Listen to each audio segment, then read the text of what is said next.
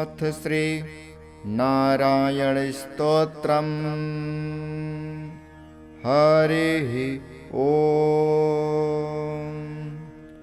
नारायणाय शुद्धाय शाश्वताय ध्रुवाय च भूतभव्यभवेशाय शिवाय शिवमूर्तये शिवयोनिः शिवाद्यापि शिवपूज्यतमाय च घोररूपाय महते युगान्तकरणाय च विश्वाय विश्वदेवाय विश्वेशाय महात्मने सहस्रोदरपादाय सहस्रनयनाय च सहस्रबाहवे चैव सहस्रवदनाय च शुचिस्रवाय महते ऋतुसंवत्सराय च ऋग्यजुःसामवक्त्राय अथर्वशिरसे नमः ऋषिकेशाय कृष्णाय द्रुहिणोरुक्रमाय च बृहद्वेगाय तार्क्षाय वराहायैकशृङ्गिणे शिपिवेष्टाय सत्याय हरियेथ शिखण्डिने हुताशायोर्ध्ववक्त्राय रौद्रानीकाय साधवे सिन्धवे सिन्धुवर्षघ्ने देवानां सिन्धवे नमः गुरुत्मते त्रिनेत्राय सुधमार्य वृषाकृते सम्राडुग्रे संकृतये विरजे संभवे भवे वृषाय वृषरूपाय विभवे भूर्भुवाय च दीप्तसृष्टाय यज्ञाय स्थिराय स्थविराय च अच्युताय तुषाराय वीराय च समाय च जिष्णवे पुरुहूताय वसिष्ठाय वराय च सत्येशाय सुरेशाय हरियेथ शिखण्डिने बर्हिषाय वरेण्याय वसवे विश्ववेधसे किरीटिने सुकेशाय वासुदेवाय सुस्मिणे बृहद्दुग्धसुषेणाय युग्मे दुन्दुभये तथा भये सखाय विषभे भरद्वाजाभयाय च भास्कराय च चन्द्राय पद्मनाभाय भूरिणे पुनर्वसुभृतत्वाय जीवप्रभविषाय च वषट्काराय स्वाहाय स्वधाय निधनाय च ऋचे च यजुषे सान्मे त्रैलोक्यपतये नमः श्रीपद्मायात्मसदृशे धरणी धारणे परे सौम्या सौम्यस्वरूपाय सौम्ये सुमनसे नमः विश्वाय च सुविश्वाय विश्वरूपधराय च केशवाय सुकेशाय रश्मिकेशाय भूरिणे हिरण्यगर्भाय नमः सौम्याय वृषरूपिणे नारायणाग्यवपुषे पुरुहूताय वज्रिणे वर्मिणे वृषसेनाय धर्मसेनाय रोधसे मुनये ज्वरमुक्ताये ज्वरराधिपतये नमः अनेत्राय त्रिनेत्राय पिङ्गलाय विडुर्मिणे तपोब्रह्मनिधानाय युगपर्यायिणे नमः शरणाय शरण्याय शक्तेष्टशरणाय च नमः सर्वभवेशाय भूतभव्यभवाय च पाहि मां देवदेवेश कोऽप्यजोषि सनातनः एवं गतोऽस्मि शरणं शरण्यं ब्रह्मयोनिनां स्तव्यं स्तव्यं स्तुतवत तत्तमो मे प्रणश्यत नारायणाय शुद्धाय शाश्वताय ध्रुवाय च भूतभव्यभवेशाय शिवाय शिवमूर्तये शिवयोनिः शिवाद्यापि शिवपूज्यतमाय च घोररूपाय महते युगान्तकरणाय च विश्वाय विश्वदेवाय विश्वेशाय महात्मने सहस्रोदरपादाय सहस्रनयनाय च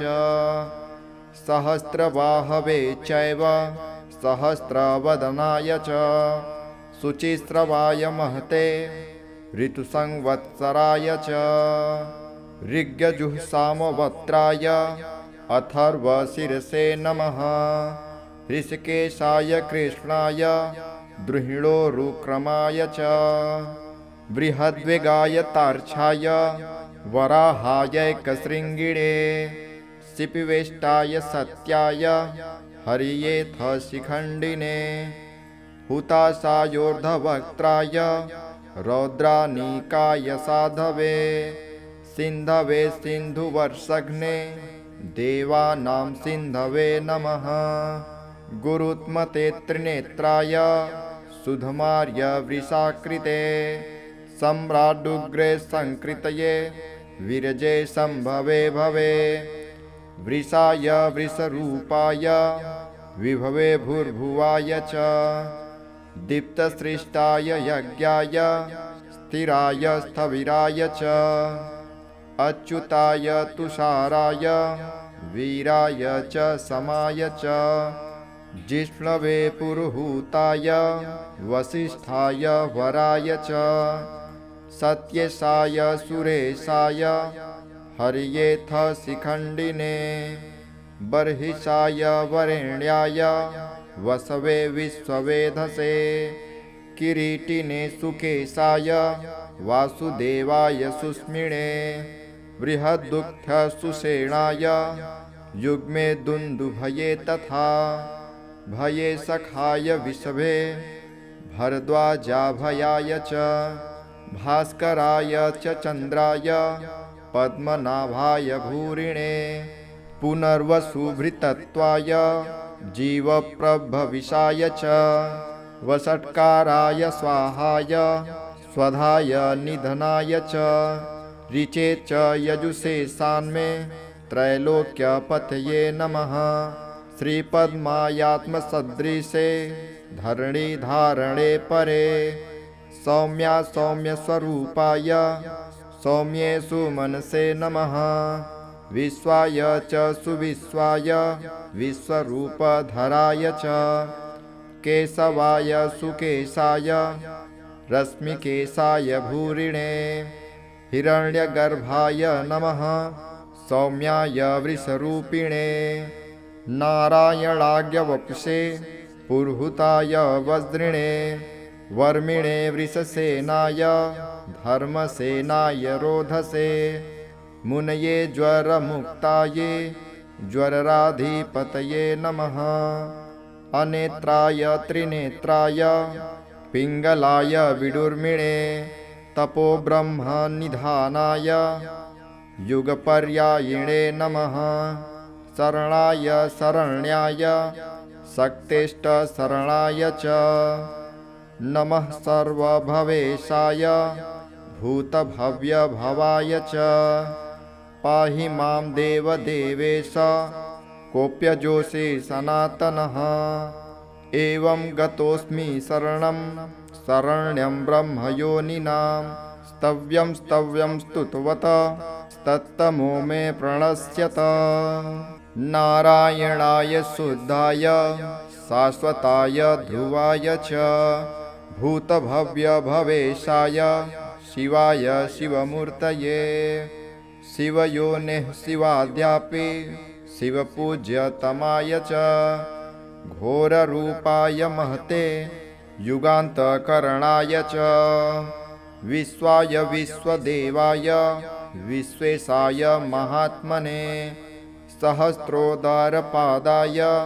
सहस्रनयनाय च सहस्रबाहवे चैव सहस्रवदनाय च शुचिस्रवाय महते ऋतुसंवत्सराय च ऋग्यजुःसामवक्त्राय अथर्वशिरसे नमः ऋषिकेशाय कृष्णाय द्रुहिणोरुक्रमाय च बृहद्वेगाय तार्क्षाय वराहायैकशृङ्गिणे शिपिवेष्टाय सत्याय हरियेथ शिखण्डिने हुताशायोर्ध्ववक्त्राय रौद्रानीकाय साधवे सिन्धवे सिन्धुवर्षघ्ने देवानां सिन्धवे नमः गुरुत्मते त्रिनेत्राय सुधमार्य वृषाकृते सम्राडुग्रे संकृतये विरजे संभवे भवे वृषाय वृषरूपाय विभवे भूर्भुवाय च दीप्तसृष्टाय यज्ञाय स्थिराय स्थविराय च अच्युताय तुषाराय वीराय च समाय च जिष्णवे पुरुहूताय वसिष्ठाय वराय च सत्यसाय सुरेशाय हर्येथ शिखण्डिने बर्हिषाय वरेण्याय वसवे विश्ववेधसे किरीटिने सुकेशाय वासुदेवाय सुस्मिणे बृहद्दुग्ध सुषेणाय युग्मे दुन्दुभये तथा भये सखाय विषभे भरद्वाजाभयाय च भास्कराय च चन्द्राय पद्मनाभाय भूरिणे पुनर्वसुभृतत्वाय जीवप्रभविषाय च वषट्काराय स्वाहाय स्वधाय निधनाय च ऋचे च यजुषे सान्मे त्रैलोक्यपतये नमः श्रीपद्मायात्मसदृशे धरणी धारणे परे सौम्या सौम्यस्वरूपाय सौम्येषु मनसे नमः विश्वाय च सुविश्वाय विश्वरूपधराय च केशवाय सुकेशाय रश्मिकेशाय भूरिणे हिरण्यगर्भाय नमः सौम्याय वृषरूपिणे नारायणाग्यवपुषे पुरुहूताय वज्रिणे वर्मिणे वृषसेनाय धर्मसेनाय रोधसे मुनये ज्वरमुक्ताये ज्वरराधिपतये नमः अनेत्राय त्रिनेत्राय पिङ्गलाय विडुर्मिणे तपोब्रह्मनिधानाय युगपर्यायिणे नमः शरणाय शरण्याय शक्तिष्ठशरणाय च नमः सर्वभवेशाय भूतभव्यभवाय च पाहि मां देवदेवेश कोऽप्यजोषि सनातनः एवं गतोऽस्मि शरणं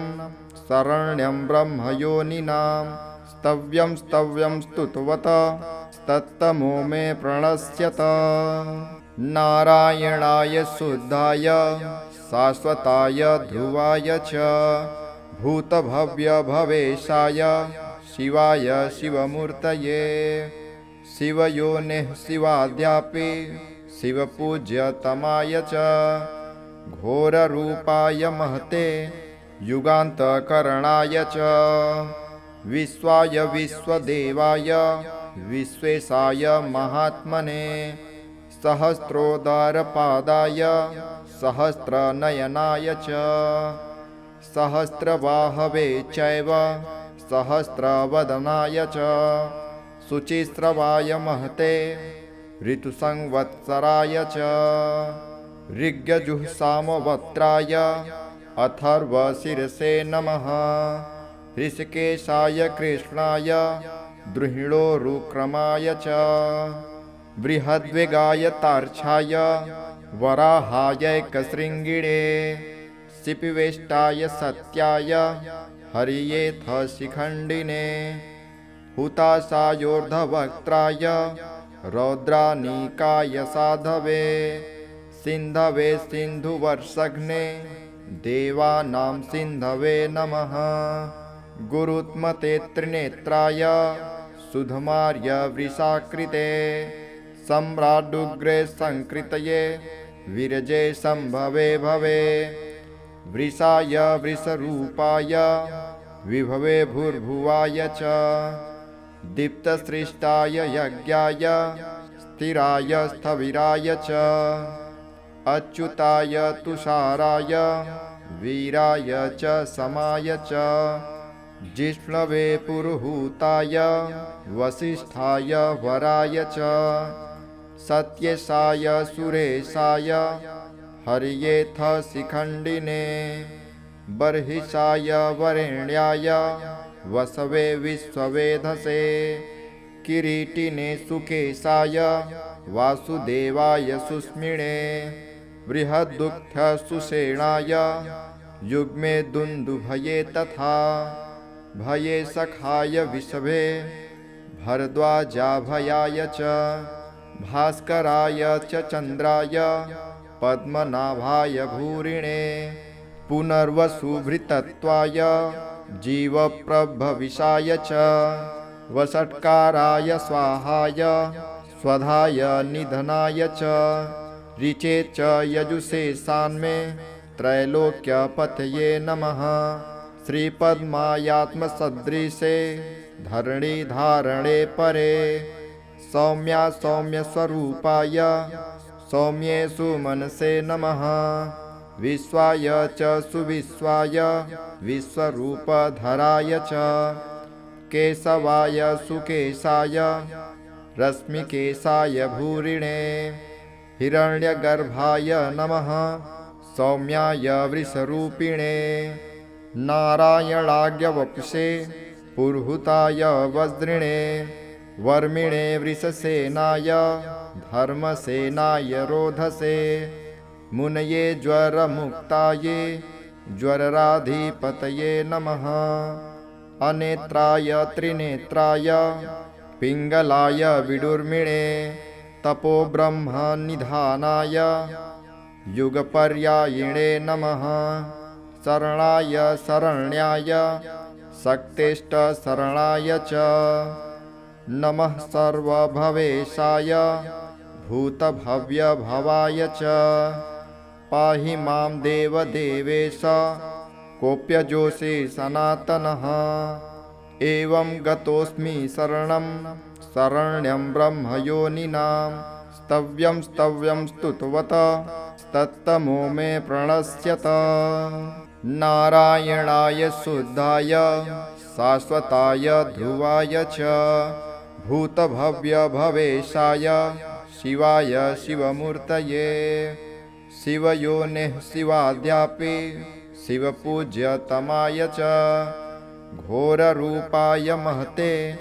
युगान्तकरणाय च विश्वाय विश्वदेवाय विश्वेशाय महात्मने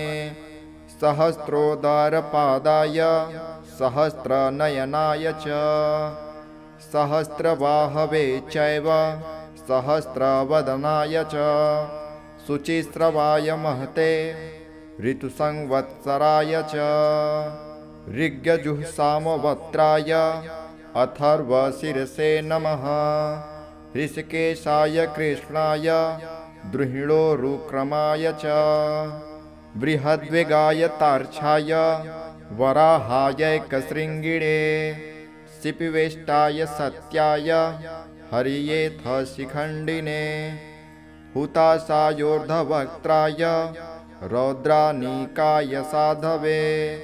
सिन्धवे सिन्धुवर्षघ्ने देवानां सिन्धवे नमः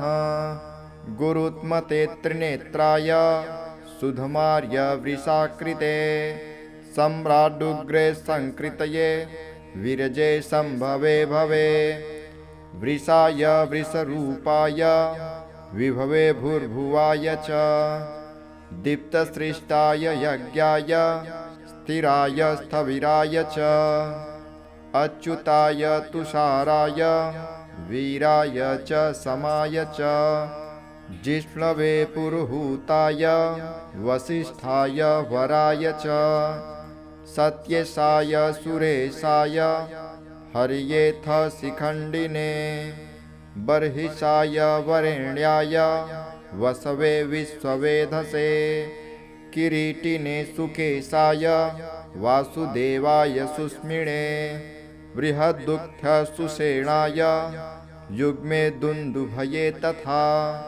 भये सखाय विषभे भरद्वाजाभयाय च भास्कराय च चन्द्राय पद्मनाभाय भूरिणे पुनर्वसुभृतत्वाय जीवप्रभविषाय च वषट्काराय स्वाहाय स्वधाय निधनाय च ऋचे च यजुषे सान्मे त्रैलोक्यपतये नमः। श्रीपद्मायात्मसदृशे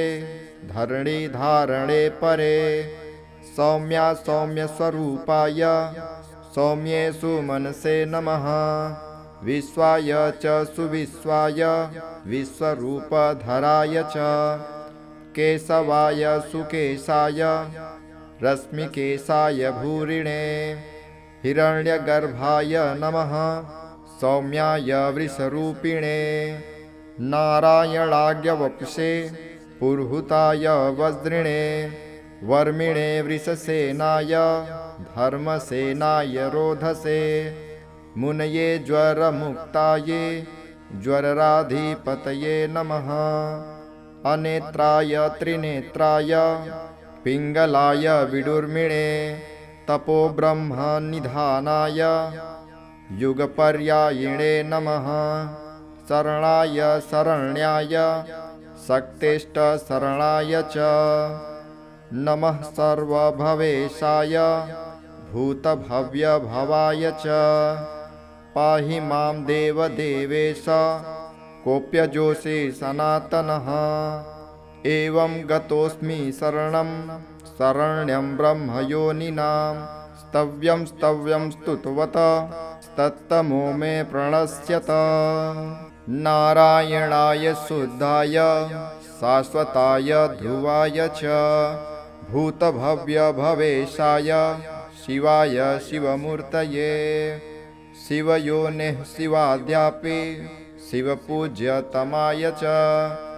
घोररूपाय महते युगान्तकरणाय च विश्वाय विश्वदेवाय विश्वेशाय महात्मने सहस्रोदरपादाय सहस्रनयनाय च सहस्रबाहवे चैव सहस्रवदनाय च शुचिस्रवाय महते ऋतुसंवत्सराय च ऋग्यजुःसामवक्त्राय अथर्वशिरसे नमः। ऋषिकेशाय कृष्णाय द्रुहिणोरुक्रमाय च बृहद्वेगाय तार्क्षाय वराहायैकशृङ्गिणे शिपिवेष्टाय सत्याय हरियेथ शिखण्डिने हुताशायोर्ध्ववक्त्राय रौद्रानीकाय साधवे सिन्धवे सिन्धुवर्षघ्ने देवानां सिन्धवे नमः। गुरुत्मते त्रिनेत्राय सुधमार्य वृषाकृते सम्राडुग्रे संकृतये विरजे संभवे भवे वृषाय वृषरूपाय विभवे भूर्भुवाय च दीप्तसृष्टाय यज्ञाय स्थिराय स्थविराय च अच्युताय तुषाराय वीराय च समाय च जिष्णवे पुरुहूताय वसिष्ठाय वराय च सत्येशाय सुरेशाय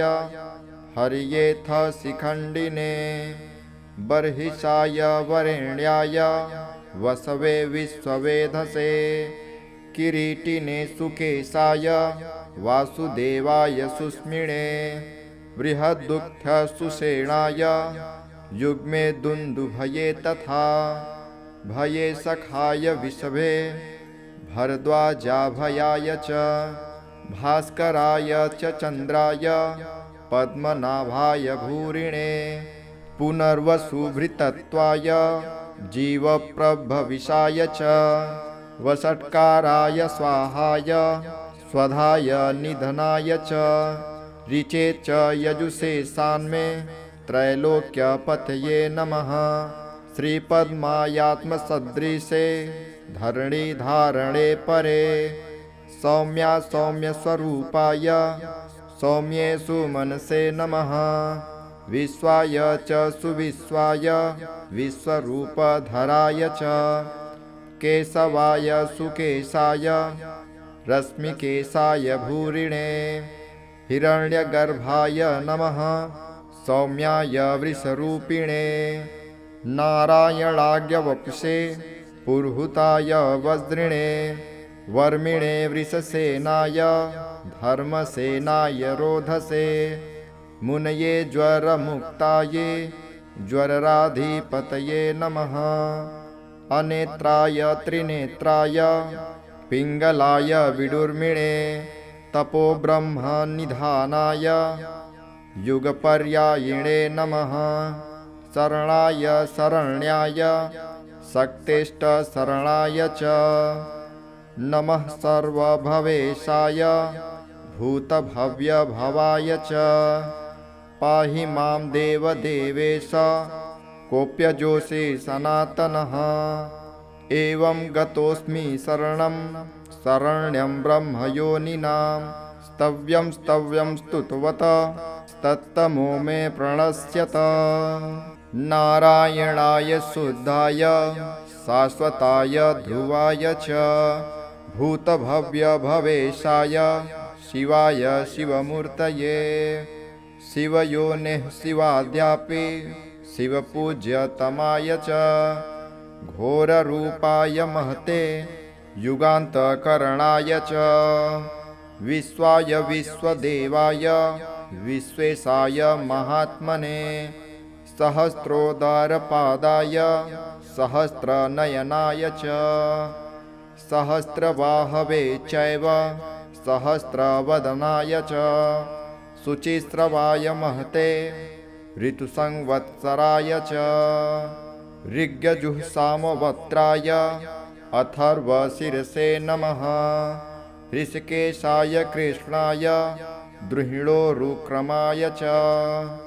बृहद्वेगाय तार्क्षाय वराहायैकशृङ्गिणे शिपिवेष्टाय सत्याय हरियेथ शिखण्डिने हुताशायोर्ध्ववक्त्राय रौद्रानीकाय साधवे सिन्धवे सिन्धुवर्षघ्ने देवानां सिन्धवे नमः गुरुत्मते त्रिनेत्राय सुधमार्य वृषाकृते सम्राडुग्रे संकृतये विरजे संभवे भवे वृषाय वृषरूपाय विभवे भूर्भुवाय च दीप्तसृष्टाय यज्ञाय स्थिराय स्थविराय च अच्युताय तुषाराय वीराय च समाय च जिष्णवे पुरुहूताय वसिष्ठाय वराय च सत्येशाय सुरेशाय हरियेथ शिखण्डिने बर्हिषाय वरेण्याय वसवे विश्ववेधसे किरीटिने सुकेशाय वासुदेवाय सुस्मिणे बृहद्दुःखसुषेणाय युग्मे दुन्दुभये तथा भये सखाय विषभे भरद्वाजाभयाय च भास्कराय च चन्द्राय पद्मनाभाय भूरिणे पुनर्वसुभृतत्वाय जीवप्रभविषाय च वषट्काराय स्वाहाय स्वधाय निधनाय च ऋचे च यजुषे सान्मे त्रैलोक्यपतये नमः श्रीपद्मायात्मसदृशे धरणिधारणे परे सौम्या सौम्यस्वरूपाय सौम्येषु मनसे नमः विश्वाय च सुविश्वाय विश्वरूपधराय च केशवाय सुकेशाय रश्मिकेशाय भूरिणे हिरण्यगर्भाय नमः सौम्याय वृषरूपिणे नारायणाग्यवपुषे पुरुहूताय वज्रिणे वर्मिणे वृषसेनाय धर्मसेनाय रोधसे मुनये ज्वरमुक्ताये ज्वरराधिपतये नमः अनेत्राय त्रिनेत्राय पिङ्गलाय विडुर्मिणे तपोब्रह्मनिधानाय युगपर्यायिणे नमः शरणाय शरण्याय शक्तिष्ठ शरणाय च नमः सर्वभवेशाय भूतभव्यभवाय च पाहि मां देवदेवेश कोऽप्यजोषि सनातनः एवं गतोऽस्मि शरणं शरण्यं ब्रह्मयोनिनां स्तव्यं स्तव्यं स्तुतवत तत्तमो मे प्रणश्यत नारायणाय शुद्धाय शाश्वताय ध्रुवाय च भूतभव्यभवेशाय शिवाय शिवमूर्तये शिवयोनिः शिवाद्यापि शिवपूज्यतमाय च घोररूपाय महते युगान्तकरणाय च विश्वाय विश्वदेवाय विश्वेशाय महात्मने सहस्रोदरपादाय सहस्रनयनाय च सहस्रबाहवे चैव सहस्रवदनाय च शुचिस्रवाय महते ऋतुसंवत्सराय च ऋग्यजुःसामवक्त्राय अथर्वशिरसे नमः ऋषिकेशाय कृष्णाय द्रुहिणोरुक्रमाय च बृहद्वेगाय तार्क्षाय वराहायैकशृङ्गिणे शिपिवेष्टाय सत्याय हरियेथ शिखण्डिने हुताशायोर्धवक्त्राय रौद्रानीकाय साधवे सिन्धवे सिन्धुवर्षघ्ने देवानां सिन्धवे नमः गुरुत्मते त्रिनेत्राय सुधमार्य वृषाकृते सम्राडुग्रे संकृतये विरजे संभवे भवे वृषाय वृषरूपाय विभवे भूर्भुवाय च दीप्तसृष्टाय यज्ञाय स्थिराय स्थविराय च अच्युताय तुषाराय वीराय च समाय च जिष्णवे पुरुहूताय वसिष्ठाय वराय च सत्येशाय सुरेशाय हरियेथ शिखण्डिने बर्हिषाय वरेण्याय वसवे विश्ववेधसे किरीटिने सुकेशाय वासुदेवाय सुस्मिणे बृहद्दुग्धसुषेणाय युग्मे दुन्दुभये तथा भये सखाय विषभे भरद्वाजाभयाय च भास्कराय च चन्द्राय पद्मनाभाय भूरिणे पुनर्वसुभृतत्वाय जीवप्रभविषाय च वषट्काराय स्वाहाय स्वधाय निधनाय च ऋचे च यजुषे सान्मे त्रैलोक्यपतये नमः श्रीपद्मायात्मसदृशे धरणिधारणे परे सौम्या सौम्यस्वरूपाय सौम्येषु मनसे नमः विश्वाय च सुविश्वाय विश्वरूपधराय च केशवाय सुकेशाय रश्मिकेशाय भूरिणे हिरण्यगर्भाय नमः सौम्याय वृषरूपिणे नारायणाग्यवपुषे पुरुहूताय वज्रिणे वर्मिणे वृषसेनाय धर्मसेनाय रोधसे मुनये ज्वरमुक्ताये ज्वरराधिपतये नमः अनेत्राय त्रिनेत्राय पिङ्गलाय विडुर्मिणे तपो ब्रह्मनिधानाय युगपर्यायिणे नमः शरणाय शरण्याय शक्तिष्ठ शरणाय च नमः सर्वभवेशाय भूतभव्यभवाय च पाहि मां देवदेवेश कोऽप्यजोषि सनातनः एवं गतोऽस्मि शरणं शरण्यं ब्रह्मयोनिनां स्तव्यं स्तव्यं स्तुतवत तत्तमो मे प्रणश्यत नारायणाय शुद्धाय शाश्वताय ध्रुवाय च भूतभव्यभवेशाय शिवाय शिवमूर्तये शिवयोनिः शिवाद्यापि शिवपूज्यतमाय च घोररूपाय महते युगान्तकरणाय च विश्वाय विश्वदेवाय विश्वेशाय महात्मने सहस्रोदरपादाय सहस्रनयनाय च सहस्रबाहवे चैव सहस्रवदनाय च शुचिस्रवाय महते ऋतुसंवत्सराय च ऋग्यजुःसामवक्त्राय अथर्वशिरसे नमः ऋषिकेशाय कृष्णाय द्रुहिणोरुक्रमाय च बृहद्वेगाय तार्क्षाय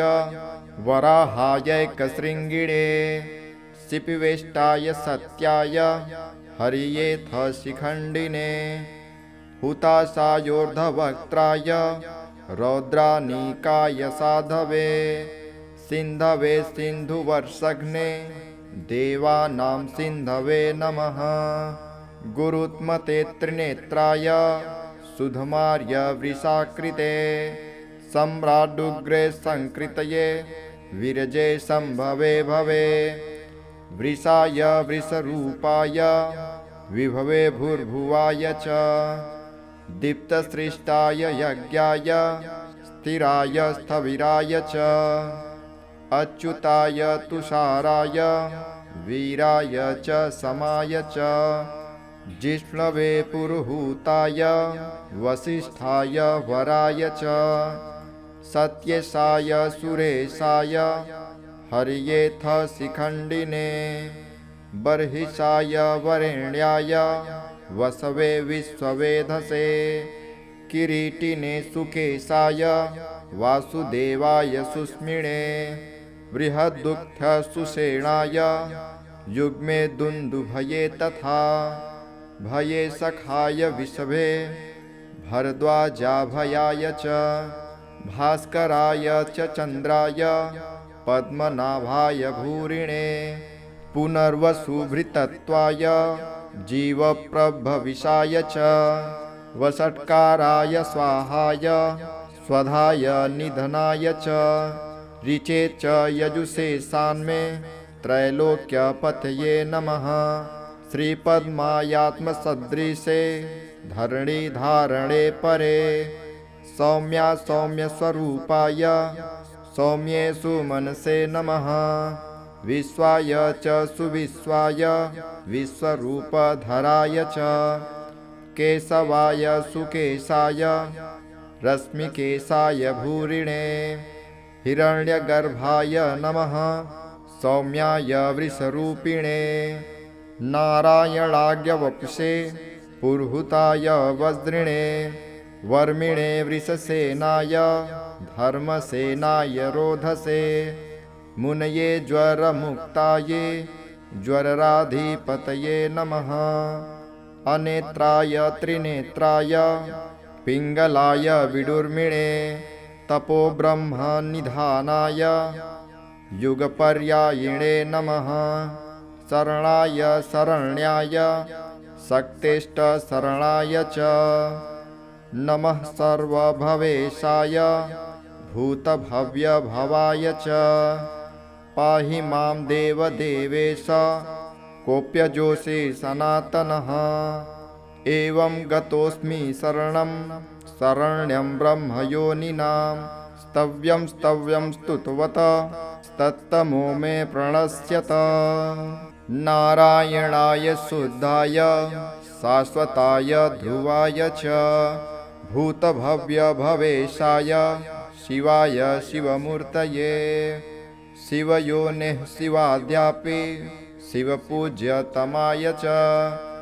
घोररूपाय महते युगान्तकरणाय च विश्वाय विश्वदेवाय विश्वेशाय महात्मने सहस्रोदरपादाय सहस्रनयनाय च सहस्रबाहवे चैव सहस्रवदनाय च शुचिस्रवाय महते ऋतुसंवत्सराय च ऋग्यजुःसामवक्त्राय अथर्वशिरसे नमः। ऋषिकेशाय कृष्णाय द्रुहिणोरुक्रमाय च बृहद्वेगाय तार्क्षाय वराहायैकशृङ्गिणे शिपिवेष्टाय सत्याय हरियेऽथ शिखण्डिने हुताशायोर्ध्ववक्त्राय रौद्रानीकाय साधवे सिन्धवे सिन्धुवर्षघ्ने देवानां सिन्धवे नमः। गुरुत्मते त्रिनेत्राय सुधमार्य वृषाकृते सम्राडुग्रे संकृतये विरजे संभवे भवे वृषाय वृषरूपाय विभवे भूर्भुवाय च दीप्तसृष्टाय यज्ञाय स्थिराय स्थविराय च अच्युताय तुषाराय वीराय च समाय च जिष्णवे पुरुहूताय वसिष्ठाय वराय च सत्यसाय सुरेशाय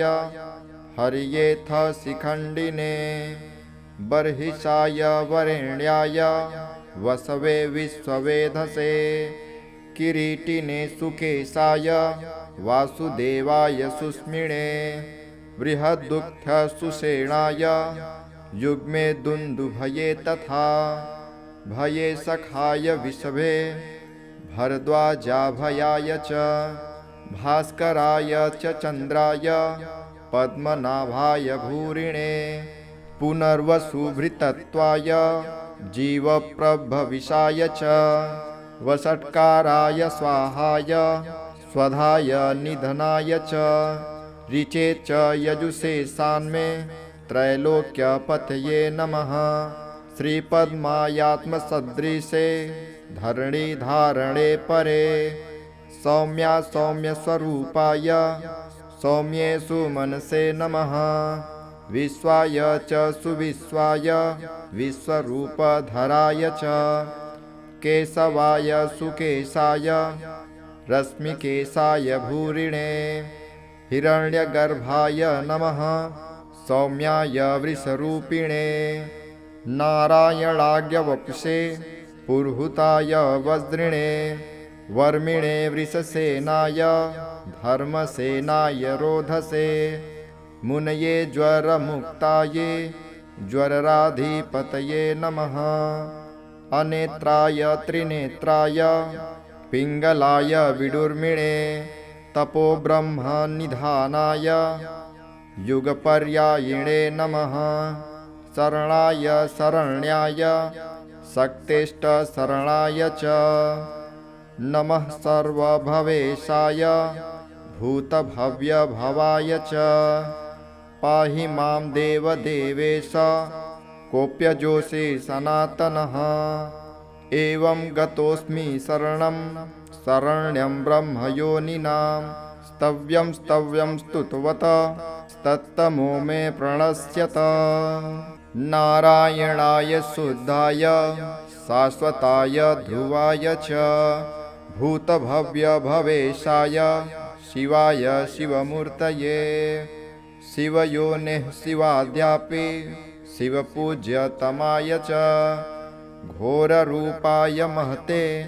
युगान्तकरणाय च विश्वाय विश्वदेवाय विश्वेशाय महात्मने सहस्रोदरपादाय सहस्रनयनाय च सहस्रबाहवे चैव सहस्रवदनाय च शुचिस्रवाय महते ऋतुसंवत्सराय च ऋग्यजुःसामवक्त्राय अथर्वशिरसे नमः। ऋषिकेशाय कृष्णाय द्रुहिणोरुक्रमाय च बृहद्वेगाय तार्क्षाय वराहायैकशृङ्गिणे शिपिवेष्टाय सत्याय हरियेऽथ शिखण्डिने हुताशायोर्ध्ववक्त्राय रौद्रानीकाय साधवे सिन्धवे सिन्धुवर्षघ्ने देवानां सिन्धवे नमः। गुरुत्मते त्रिनेत्राय सुधमार्य वृषाकृते सम्राडुग्रे संकृतये विरजे संभवे भवे वृषाय वृषरूपाय विभवे भूर्भुवाय च दीप्तसृष्टाय यज्ञाय स्थिराय स्थविराय च अच्युताय तुषाराय वीराय च समाय च जिष्णवे पुरुहूताय वसिष्ठाय वराय च सत्येशाय सुरेशाय हर्येथ शिखण्डिने बर्हिषाय वरेण्याय वसवे विश्ववेधसे किरीटिने सुकेशाय वासुदेवाय सुस्मिणे बृहद्दुग्धसुषेणाय युग्मे दुन्दुभये तथा भये सखाय विषभे भरद्वाजाभयाय च भास्कराय च चन्द्राय पद्मनाभाय भूरिणे पुनर्वसुभृतत्वाय जीवप्रभविषाय च वषट्काराय स्वाहाय स्वधाय निधनाय च ऋचे च यजुषे सान्मे त्रैलोक्यपतये नमः श्रीपद्मायात्मसदृशे धरणिधारणे परे सौम्या सौम्यस्वरूपाय सौम्येषु मनसे नमः विश्वाय च सुविश्वाय विश्वरूपधराय च केशवाय सुकेशाय रश्मिकेशाय भूरिणे हिरण्यगर्भाय नमः सौम्याय वृषरूपिणे नारायणाग्यवपुषे पुरुहूताय वज्रिणे वर्मिणे वृषसेनाय धर्मसेनाय रोधसे मुनये ज्वरमुक्ताये ज्वरराधिपतये नमः अनेत्राय त्रिनेत्राय पिङ्गलाय विडुर्मिणे तपोब्रह्मनिधानाय युगपर्यायिणे नमः शरणाय शरण्याय शक्तेष्टशरणाय च नमः सर्वभवेशाय भूतभव्यभवाय च पाहि मां देवदेवेश कोऽप्यजोषे सनातनः एवं गतोऽस्मि शरणं शरण्यं ब्रह्मयोनिनां स्तव्यं स्तव्यं स्तुतवत तत्तमो मे प्रणश्यत इति श्री नारायणस्तोत्रं सम्पूर्णम्।